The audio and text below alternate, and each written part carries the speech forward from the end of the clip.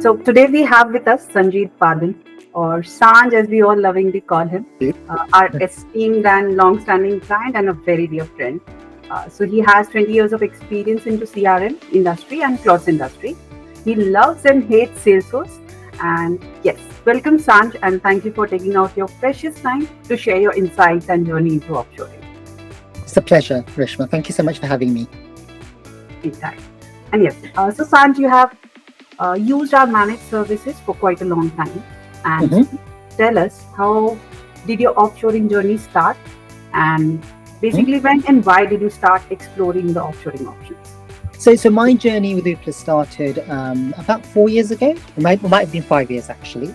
I was working for an organization that had Salesforce, but like many organizations, there's a big difference in buying Salesforce, onboarding Salesforce and using it. And most organizations fail with the using part of it and understanding what to do with it. Salesforce, like many platforms, is not designed for marketeers. It's designed for technical people. And often what happens, it's the marketeers and the creatives that are left holding this platform. So I inherited a team and I inherited a platform.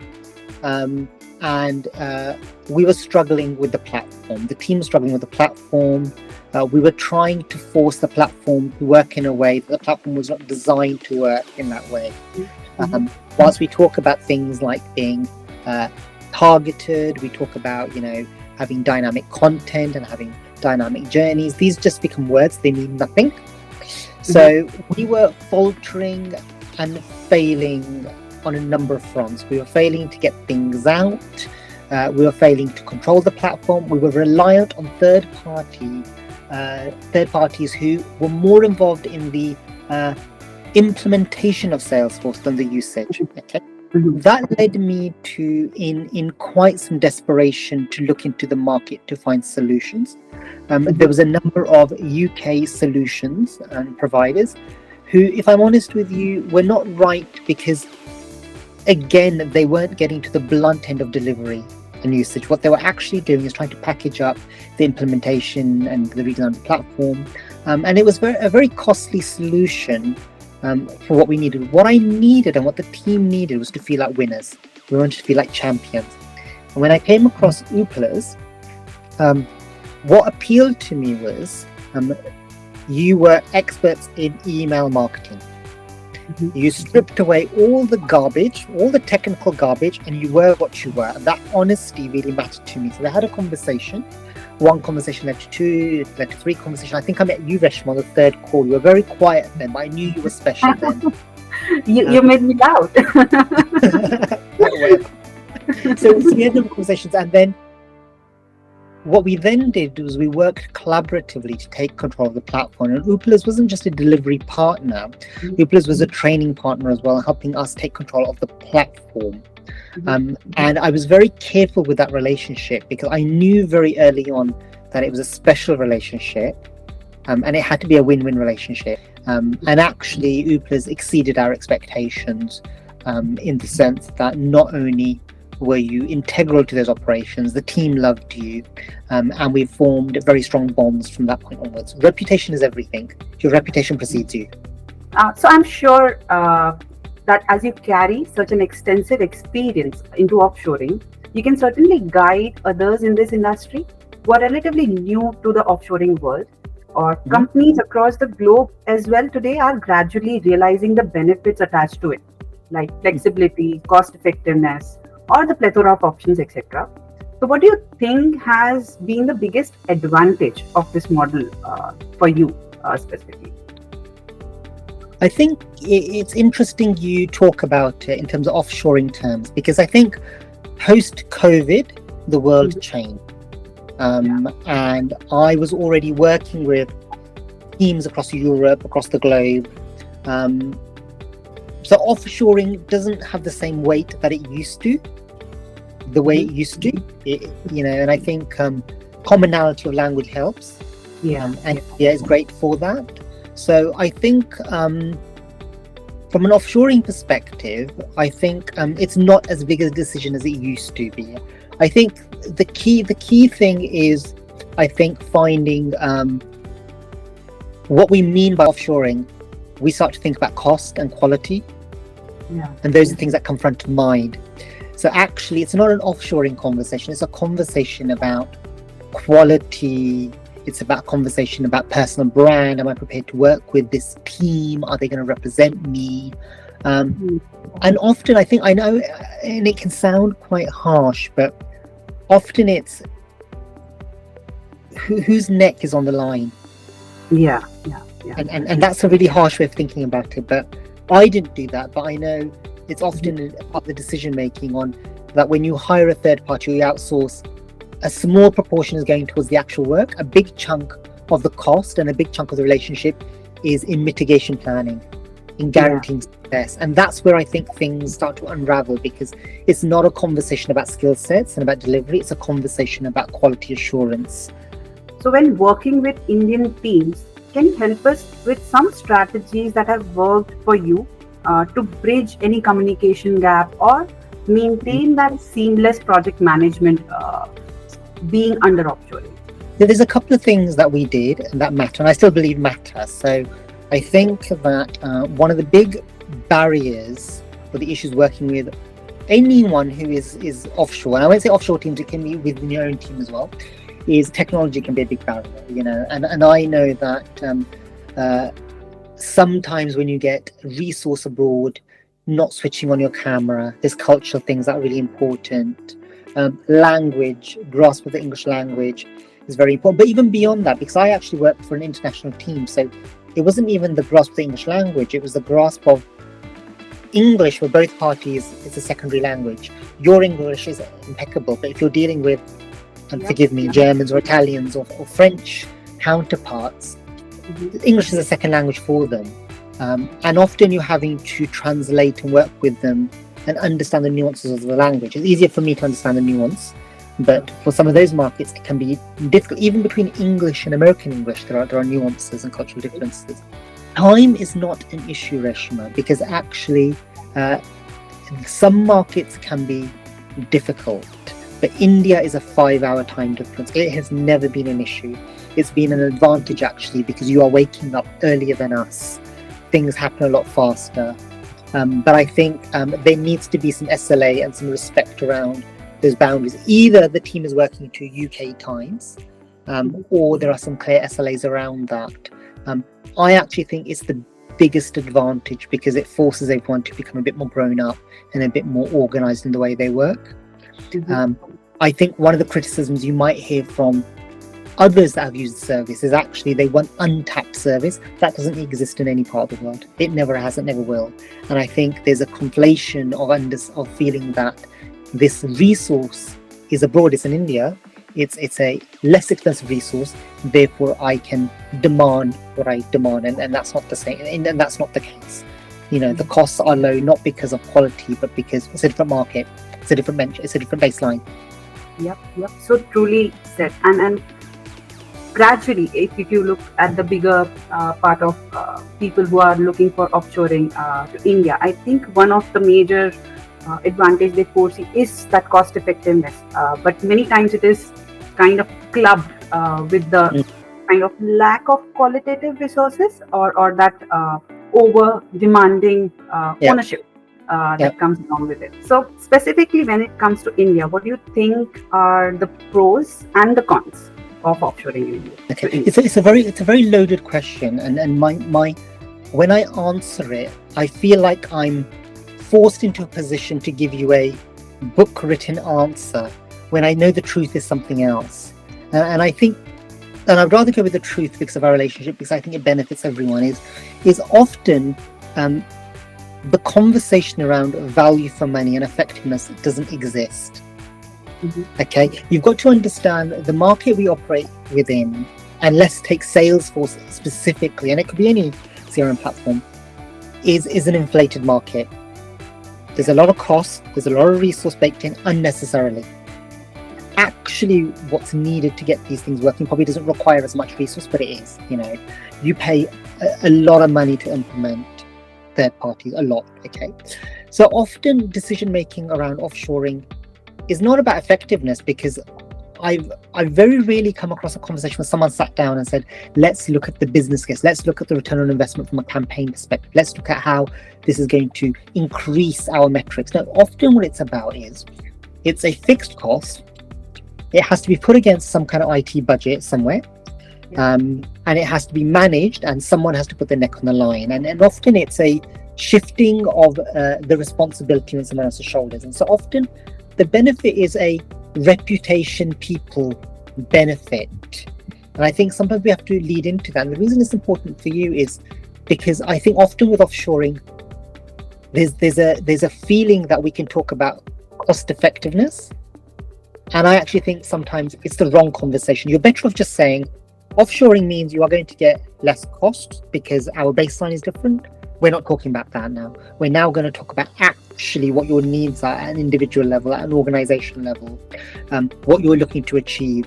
And achieving doesn't have to be metrics. It should be, but it isn't always. It can sometimes be, I want to look good, or I want to build trust with my board. I want the chief technology officer to have confidence. I want the chief marketing officer to feel like they're empowered and they're in control of this. It's those kind of conversations which I think are really, really critical.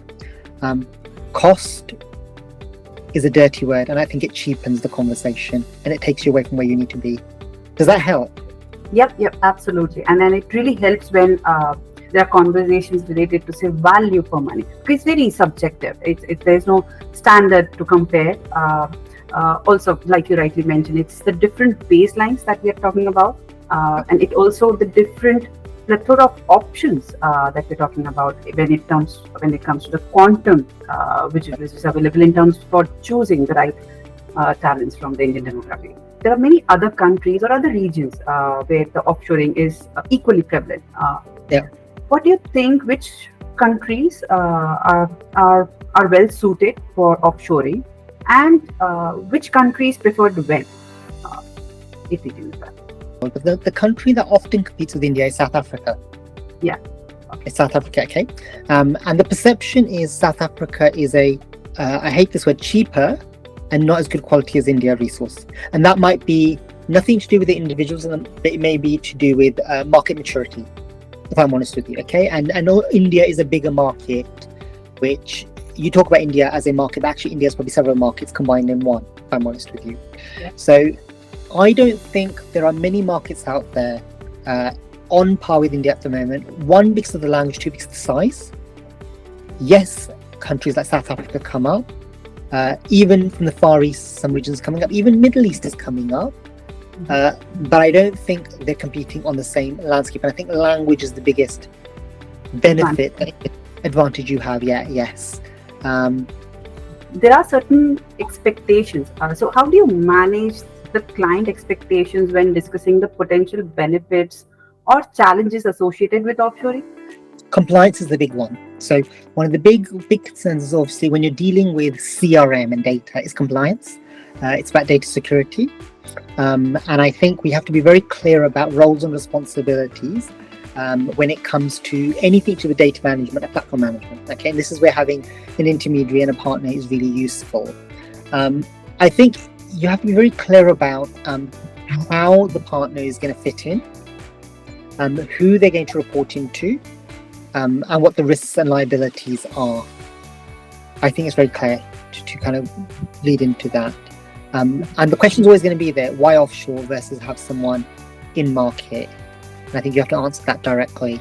Yeah, that's what I would say. So I don't think it's about major concerns as such. I think it's just about making sure your compliance is in place.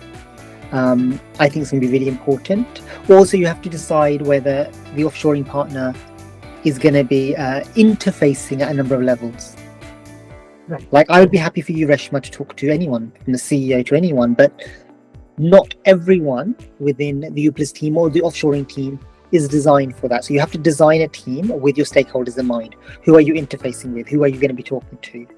So I also learned about India SFMC when I onboarded Uplers. That's the truth. I didn't know before then. So I can only base it on what I saw. And actually, the talent was exceptional. The one problem you have, and this is where I talk about my love-hate relationship with Salesforce, is you get a lot of people with Salesforce certification or skill set that make it up. Because there is no manual to Salesforce Marketing Cloud. There is a number of ways to do the same thing. Okay. And this is why there's an entire industry in certification, because it's really hard to know it. It's not a platform that you can just open up and work with it. The labeling, the design makes little sense, because Salesforce, from a strategy point of view, is a culmination of tools that they've joined together. It's not a single tool if you think about it. Okay. So the thing that matters is someone who, they don't have to know everything, but they need to be able to navigate and come up with solutions and give options. And that's where I think Uplers won, because I wasn't looking for noise. I wasn't looking for sound bites. I wasn't looking for someone to sound clever. I was looking for, let's think about how we can do this. What's the best option? What's your solution versus my solution? And do that. And I think that's where Indian resources tend to win. I think where they struggle, and I'll be very honest with you, I think there's an inferiority complex sometimes. I think there's an inferiority complex, and that's world over when you're dealing with especially British counterparts. I think they shouldn't be. They really shouldn't be. And I think that's perpetuated by language and culture and so forth. But I think that lack of confidence can play a part. I mean, I tried with the Uplers team to build up that confidence, and we succeeded. But that's where I think it's lacking sometimes, is that lack of confidence, that lack of putting an idea on the table and feeling that there's a right or wrong answer. With Salesforce, there's never a right or wrong answer. There's just options. Yeah. And I also remember how much time and efforts you invested at that time in actually grooming the team which was working with you to build up that confidence. Now I can connect the dots and recall how we were placing that whole strategy. Can you also share an example of a successful marketing or a customer experience program that you have offshored to India? To give your viewers, anyone who sees this video, an understanding of what we did, we took mass-produced campaigns, and you're talking over 200 to 300 email campaigns a quarter across 8 different languages. I think it was across God knows how many markets. It was mammoth. Where nothing was segmented, to a place where we had pre-designed journeys, dynamic panels. You pressed the button on a brief and over 400 segments were populated. That has never been achieved in any organization I've ever seen. And I think it's really important people understand what I'm talking about. Sometimes it gets lost under the weight of the SFMC conversation and CRM. No, everyone. We did mammoth stuff. It was amazing. And I think that was a success. And if anyone wants to know what that looks like, ask Uplers for the playbooks they created. Ask them for the visual identities they created. Do that. Understand how the template color changed based on region. Understand how different languages came into existence. Just go through it. I've never seen it done before, ever. Factors do you think contributed to that success of that project, or any lessons learned in that journey? We were not working against Salesforce and our outsourcing partner. We were working with them. Salesforce is Salesforce. It works in a particular way. And our outsourcing partner was set up to succeed. So we knew where we needed to get to, and we were looking at the solution together. And we were very clear about service level agreements and protecting the roadmap and our partner to get to where we needed to get to. And I think that was really critical for making it a success. What do you think is unique with Uplers? The people. It was the first time I'd worked with Indian agencies in the past. I'd done that, but it'd been part of bigger setups. But I think the culture was different. It was a very startup, very dynamic culture, which was very good. And it's interesting we're having this conversation, because when I started the conversation with Uplers, outsourcing was not the key element. And I remember talking to your CEO, having a one-to-one call with him, where I brought up this idea that the market is changing. There are legislation changes within the UK, which means that the concept of people being self-employed is changing. And there's a lot more governance around that. And actually there's an opportunity to start to step in. I remember having that conversation. And you've responded to that. And that's what I mean. That's been the secret ingredient, really. Yeah. Absolutely. And here we are. We now have 100 plus or 1 million plus talent pool just with that start of the idea for sure. Yeah. Yes, I think we are at the end of it.